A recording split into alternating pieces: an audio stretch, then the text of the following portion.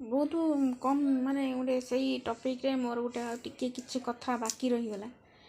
बहुत कम कम लोक अच्छा, बहुत कम स्वामी मैंने अच्छा स्त्री को पचारती राति पाइला कतु संज पर्यंत फोन टे करती किंतु स्त्री ता दायित्व ठीक मैंने मुझे मेटाऊँगी मु मना करनी मुझे मेटाऊँगी मु दीपर टे फोन करी 12टा गोटे कि गले फोन करी खाइबा आसोनी खाइबनी कि हाँ हाँ मुझे जाऊँगी सरीगला जाऊँगी बोल 3टा 4टा कौन आसबनी कि ठीक ठिकाना तार ना मुझे किसी कहेनी तार आसनी सरीगला राति आसो 12टा गोटे फोन करी से बेला खाइब ना खाइबनी कौन खाइब पचारदेवी दीदी कहले हाँ भात खाइबी खाई नथिबे जदि दिन में कहे भात खाइबी जदि दिन में खाइथिबो ताले कहे मु रुटी खाइबी किछि कथा नहीं से मोर कंप्लेन किछि नहीं किछि मु कंप्लेन करेनी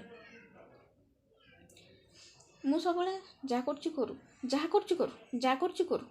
मुझे भाया करके टाड़ी दिए मो माँ भी मना कर किसी कह जी जहाँ करूँ किसी कहवा किसी दरकार नहीं क्या साथ झगड़ा झांटी करवा किसी दरकार नहीं बेले बेले अत्यधिक रागिले मु पाटी करे कौन ये सब कथा नहीं पाटी करे से दायित्व किसी निएनी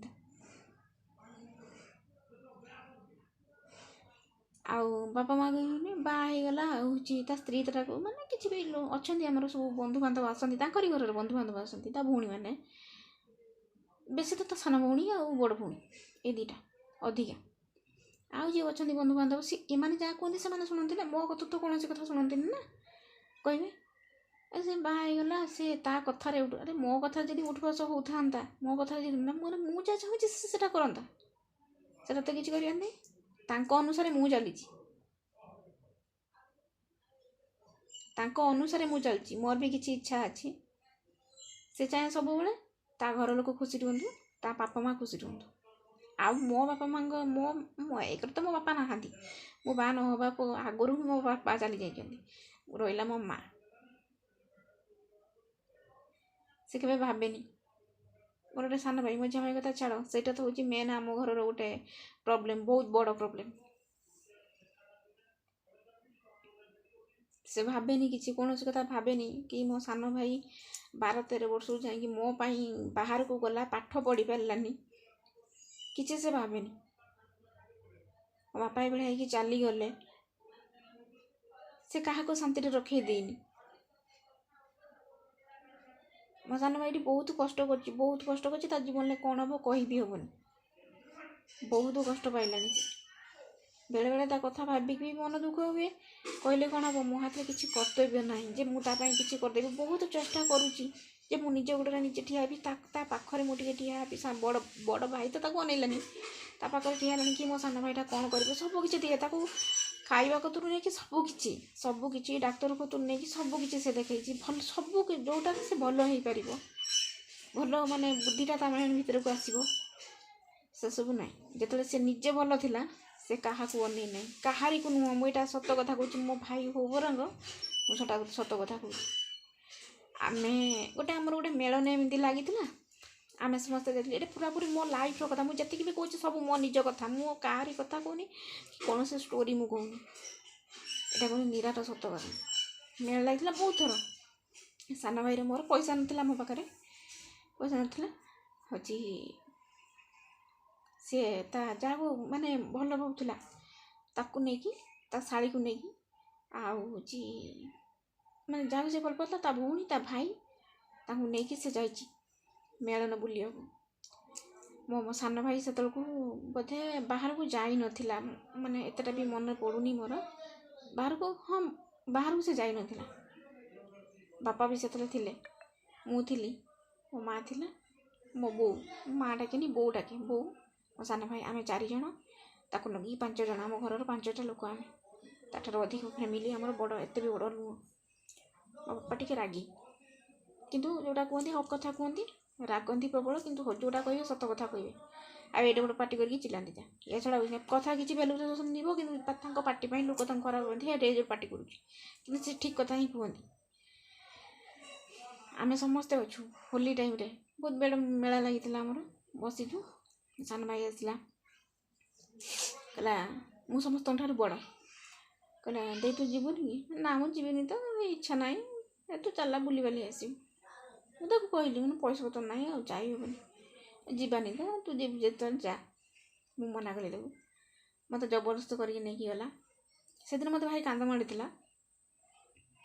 ଆମ ଗାଁ ରାସ୍ତାରୁ ମୁଁ ବାହାରି ଯାଇଛି, ଯେଉଁ ମେଳନ ରାସ୍ତା ପୁରା ଲମ୍ବାଟା ପଡ଼ିଛି। ଆମ ଘର ପାଖରୁ ବହୁତ ଲମ୍ବା, 2-3 କିଲୋମିଟର ଦୂର ହେବ। ସମସ୍ତେ ଚାଲି ଚାଲିକି ଯାଆନ୍ତି, ଆମେ ବି ଯାଇଛୁ ଚାଲି ଚାଲି।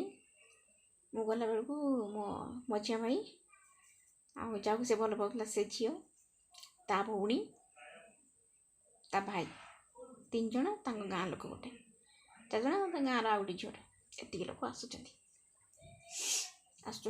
ମୁଁ ଦେଖିଲି, ମୁଁ କିଛି କହିଲିନି, ମୋର କ'ଣ ଆବଶ୍ୟକ ଅଛି, ମୁଁ କିଛି କହିଲିନି, ମୁଁ ପଳେଇଗଲି।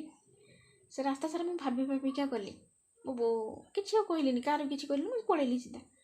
ଆସିଲି ଘରକୁ, ଆସିକି ତାପରେ ମୋ ବୋଉକୁ ମୁଁ କହିଲି, ବୋଉ ଆଉ ଜାଣିଛୁ ନା, ଆଉ ଏଇଭଳିଆ କଥା ହେଇଛି। କହିଲା କ'ଣ ହେଇଛି? ନା ଏଇଭଳିଆ କଥା। କହିଲି ତାକୁ ଆମର ଆବଶ୍ୟକତା କିଛି ଆଉ ନାହିଁ। ମୁଁ କହିଲି ତାକୁ ଆମ ପୁଅକୁ ମାନେ ମୋ ମଝିଆ ଭାଇକୁ ଆମର ଆବଶ୍ୟକତା କିଛି ନାହିଁ। ଭଉଣୀ ବଦଳରେ ତାର ଗୋଟେ ଭଉଣୀ ଅଛି, ଯାହାକୁ ସେ ଭଲ ପାଉଛି ତାର ଗୋଟେ ଭଉଣୀ ଅଛି। ସାନ ଭାଇ ବଦଳରେ ଶଳା ଗୋଟେ ପାଇଛି, ସରିଗଲା। ବାପା ମାଆଙ୍କ ବଦଳରେ ଶାଶୁ ଶ୍ୱଶୁର ପାଇଛି।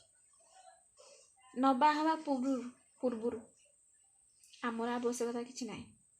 ନହେଲେ ଭଉଣୀ ଘରେ ଅଛି, ତାକୁ ପଚାର ନାହିଁ ସେ କେବେ ଦେଇ ତୁ ଯିବୁ କିଲୋ, ଚାଲୁନୁ ବୋଲି ପଚାର ନାହିଁ। କିନ୍ତୁ ତାଙ୍କୁ ନେଇକି ସେ ମେଳାକୁ ଯାଇଛି। ସେଠି ମୋ ବୋଉ କହିଲା ହଉ ସେ ଯାହା କରୁଛି କରୁ, ଯାଇଛି ଯାଉ, କିଛି କଥା ନାହିଁ, ଯାହା କରୁଛି କରୁ। ଆଉ ସେଇ ଭାଇକୁ ମୋର ନେଇକି ସେଇ ଝିଅ ଥାନାରେ ନେଇକି ପୁରେଇଲି। 1.5 ମାସ ସେ ଥାନାରେ ରହିଲା ପରେ ବାହାରିଲା। ମୁଁ ଦିନେ ଯାଇଛି, ମୁଁ ଜାଣିନଥିଲି ସେଦିନ ଟିକେ ମାନେ ଲେଟ୍ରେ ଏମିତି ଖୋଲିବ ବୋଲି। ସେ ଟାଇମ୍ରେ ଆମ ଏଇପଟରେ କର୍ଫ୍ୟୁ ହୋଇଥାଏ। ମୁଁ ଯାଇଛି, ମୋ ଚପଲ ଛିଣ୍ଡିଗଲା। ଯାଇକି ମୁଁ ଯାଇତେ ଗାଡ଼ି ଟିକେ ମିଳିଲାନି, ତା ପାଇଁ ନେଇକି କ'ଣ ଯାଇଥିଲି ଥାନାରେ। ତ ସେମିତି ଖାଇବାକୁ ଭଲ ଦିଅନ୍ତିନି। ମୁଁ ତା ପାଇଁ, ସେ ମୋତେ ଫୋନ୍ ମାନେ କରନ୍ତି ସେଇଠୁ ଇଏରୁ ଫୋନ୍ କରିକି କହିଲା ଯେ ଆଜି ମୋ ପାଇଁ କାକୁଡ଼ି ଆଣିବୁ, ଏଟା ଆଣିବୁ, ସେଟା ଆଣିବୁ, ଏମିତି ସବୁ ଲେମ୍ବୁ, ସେ କଞ୍ଚା ଲଙ୍କା, ଏଟା ସେଟା ସବୁ କହିଲା। ବୋଉ କହିଲା ହଉ, ସେ ସଫଲ ଖାଏ ବୋଲି ବୋଉ କହିଲା ହଉ, ସେ କହିଛି ଯେତେବେଳେ ତାକୁ ନେଇଯା। ମୁଁ ଗଲି, ମୋ ବାପା ମାନେ ଇଏର ମୁଣ୍ଡରେ ସେ କୁଆଡ଼େ ଯାଇପାରନ୍ତି, ଯାଇଥିବେ ଯଦି ମୁଣ୍ଡ ବାହାରିଲା, ଯେମିତି ଗୋଟେ ଗଛ କାଟିଦେଲେ ଯେମିତି ପଡ଼େ, ତାକୁ ବାଲାନ୍ସ କେହି କରିପାରନ୍ତିନି, ଦୌଡ଼ିକି ସମସ୍ତେ ପଳେଇ ଯାଆନ୍ତି ଛାଡ଼ିକି, ସେଇଭଳିଆ ପଡ଼ିଯିବେ, ମୁଣ୍ଡ ଫାଟିଯିବ, ନହେଲେ ହାତ ଫାତ ଗୋଡ଼ ଫୋଡ଼ ଏମିତି ଭାଙ୍ଗିଯାଏ। ସେଥିପାଇଁ ବାପା ଆଉ ଯାଆନ୍ତିନି, ଆମେ ତାକୁ ଛାଡ଼ୁନା କୋଉଠି। ବାଇଚାନ୍ସ ଏମିତି ଗଲେ କେଉଁଦିନ ଫାଟି ଫୁଟିଯିବ, ରାସ୍ତା ବଜାର ଗାଡ଼ି ଘୋଡ଼ା କିଛି ମାନିବେନି, କେଉଁଠି ପଡ଼ି ଯିବ, ଗାଡ଼ି ଫାଡ଼ି କ'ଣ ହେବ, ସେଥିପାଇଁ ଆମେ ତାକୁ ଛାଡ଼ୁନା। ଗଲା। ସାନ ଭାଇ ମୋର ସେତେବେଳକୁ ଚେନ୍ନାଇରେ ରହୁଥିଲା, 12 ବର୍ଷ ଧରି ଯାଇଛି ସେ କାମ କରିବାକୁ ବି ଯାଇଛି। ବାପାଙ୍କ ଦେହ ଖରାପ, ସେ ଆଉ କାମ ଦାମ କିଛି କରିପାରିଲେନି।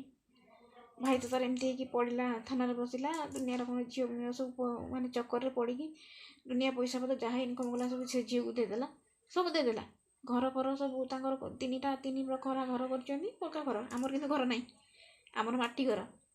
ଏବେକୁ ମୋ ସାନ ଭାଇ ମାନେ ଇଏ କରିକି ଗ୍ରେଡ୍ ବି ପଡ଼ିଛି, ଘର ବି ହେଇନି, ଯେଉଁଟା ସତ କଥା।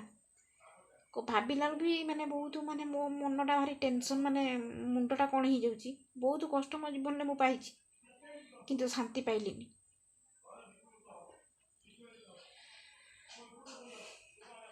ଗ୍ୟାପ୍ ନେଇଯାଉଛି ଟିକେ, ମୋ ନିଶ୍ୱାସଟା ବହୁତ ମାନେ ଜୋରରେ ଫୁଲୁଛି। ହେଲା ପରେ ଦେଇଦେଲା, ସବୁ କିଛି କରିଛି।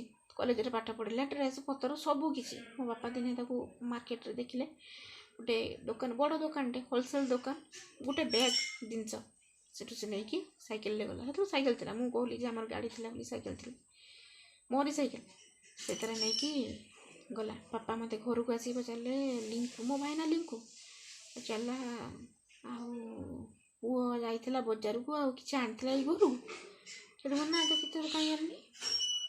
କହିଲା ନା, ଗୋଟେ ବ୍ୟାଗ୍ର କ'ଣ ବ୍ୟାଗ୍ ନଦୀକି ନେଇକି ଆସିଲା। କେଉଁଠିକି ନେଇକି ଗଲା କି? ମାନେ କିଏ ବୋଧେ ପଠେଇଥିବ, କ'ଣ କରିଥିବ, କାହାର ଜିନିଷପତ୍ର ଆଣିଥିବ। ଆଉ ଆମେ ତାକୁ ଏଇଭଳିଆ କହିକି ଆଡ଼ଜଷ୍ଟ କରିଥିଲୁ। ମାନେ ମୋ ବାପା ଟିକେ ଟେନସନିଆ ଲୋକ, ପାଟି ମୁଣ୍ଡ ଘରେ କରିବେ, ଆମକୁ ଭଲ ଲାଗେନି। ସବୁ କଥା କହିକି ଚାଲିଗଲା। ତ ଝିଅ ସବୁ କିଛି ଆକୁ ତ ଲୁଟି ନେଲା।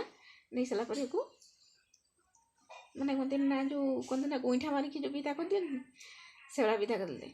ତାଙ୍କର ସେ ଝିଅର ଧନ୍ଦା ହେଉଛି ସେ, ଆଉ କିଛି ବି ନୁହଁ। ସେଇଭଳିଆ କରନ୍ତି, ଏଇଭଳିଆ କରିକି ଚଳନ୍ତି ତାଙ୍କର। ପଛରେ ଆମେ ସବୁ ଜାଣିବାକୁ ପାଇଲୁ। ଆମେ ଆଉ କ'ଣ କହିବୁ, କିଛି କହିଲୁନୁ। ତାପରେ ଏମିତି ହେଲା, ଥାନାରେ ପଶିଲା, ବାହାରିଲା। ବେଲ୍ ହେଲା ଯୋଗୁଁ ଆମ ଜମି ଫମି ବି ସୁଧା କଲା ଭଳିଆ ବନ୍ଧା ପଡ଼ିକି, ସେତେବେଳକୁ ଆଉ କେଉଁଠି ପଇସା ଆସିବ ଏତେ? 2 ଲକ୍ଷ ଖଣ୍ଡ ଟଙ୍କା ଲାଗିଗଲା। କେତେ କେଉଁଠୁ ଆସିବ? ଯେତେ ଯାହା ଗଲାଣି ନ କହିବାର বাইরে। ସେଥିରେ ବେଲ୍ ହେଇଗଲା, 2 ଲକ୍ଷ ଖଣ୍ଡ ସେଥିରେ ଲାଗିଗଲା। ବାପା କହିଲେ ପଇସା ପତ୍ର ନାହିଁ, କ'ଣ କରିମି? ଆଉ ଯାଇକି ଯାଉ ଜମି ଗୁଡ଼ାକ ଆମର ସବୁ ଦେଇଦେଲେ, ବନ୍ଧାରେ ଦେଇଦେଲେ। ଦେଇକି ଆଣିଲେ ପଇସା, ଆଣି ତାକୁ ଥାନାରୁ ମାନେ ଜେଲରୁ ବାହାରିଲା, କୋର୍ଟରେ ଫରୱାର୍ଡ଼ ହେଇଯାଇଥିଲା। ବାହାରିଲା ପରେ କିଛି ଦିନ ଯାଇଛି, କାମ କଲା, ଚେନ୍ନାଇ ପଳେଇଲା।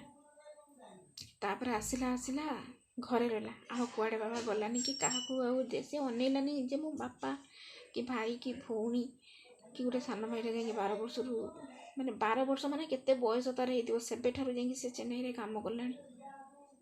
ସମସ୍ତଙ୍କ ତାରି ଉପରେ ଆମେ ନିର୍ଭର କରୁଥିଲୁ, ଏବେ ବି ନିର୍ଭର କରୁଛୁ। ଇଏ ଆମକୁ ପୋଷିବ ବୋଲି ଆମର କୌଣସି ଇଏ ନାହିଁ। ଦିନେ ମାନେ ସାନ ଭାଇଟା ହେଲେ ବି ସୁଦ୍ଧା ସେ ଦିନେ କହିନା କି ମୋ ଦେଇକି ଖଣ୍ଡେ ଡ୍ରେସ୍ ଦିଏ କି ମୋ ସାନ ଭାଇକୁ ଖଣ୍ଡେ ପ୍ୟାଣ୍ଟ ସାର୍ଟ ଦିଏ, ସେତେ କେବେ ଦେଇନାହିଁ କାହାକୁ। କାହାରିକୁ ସେ କିଛି ଦେଇନାହିଁ। ବାପା ମାଆଙ୍କୁ ସେ ଦେଉନାହିଁ। ସେଇଥିପାଇଁ କହିଲି ଶତ୍ରୁ କହିବ ଆର ଜନ୍ମର ଶତ୍ରୁ ଏ ଜନ୍ମରେ ଜନ୍ମ ହୁଅନ୍ତି। ତୁମ ପାଖରେ ଜନ୍ମ ହୁଅନ୍ତି, ତୁମେ ତାଙ୍କର କିଛି ବି କରିପାରିବନି। ତୁମ ଭାଇ ମାନେ ତୁମ ପୁଅ ଯାହା ବି ହେଲେ, ବାପା ମାଆ ଯଦି ମୋ ବାପା ମାଆଙ୍କର ସେ ପୁଅ ହେଲା, ମୋର ତ ଭାଇ ନା, ଆମକୁ ସେ ଭୋଗେଇଛି। ଆର ଜନ୍ମର ଶତ୍ରୁ ଏ ଜନ୍ମରେ ତୁମ ପାଖରେ ଜନ୍ମ ହିଁ ହୁଅନ୍ତି। ଏଇଟା କିନ୍ତୁ ସତ କଥା, ପୁରାପୁରି ନିରାଟ ସତ କଥା।